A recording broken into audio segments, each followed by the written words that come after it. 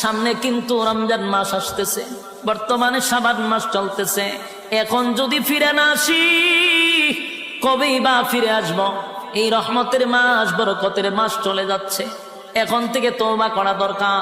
আল্লাহ আপনার হুকুম যা লঙ্ঘন করছি, তাম জিন্দেগির গুনার বোঝা মাথায় লইয়া নজরুলের রহমতের সময় যদি চোখের পানি গুলো ছেড়ে দিয়া কান্দেন আর বলেন, মালিক জীবনের সব গুনার উপরে লজ্জিত, আল্লাহ এতদিন আপনার হুকুম পালন করি নাই, আল্লাহ শয়তানের ওয়াসওয়াসায় পড়ে করছি গো, আপনি মাফ করে দেন।